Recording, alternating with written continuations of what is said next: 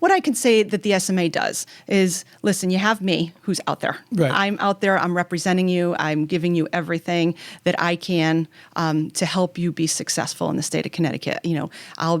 We have a lobbyist. The lobbyist helps navigate things.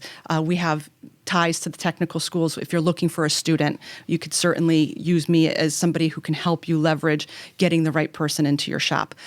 We have networking opportunities. We have a bunch of silly but fun benefits, like Palace Theater in Waterbury. You get reduced tickets prices for being an SMA member. So I mean, that's kind of exciting. We've got new things coming down the pike in 2020 that we're looking at right now.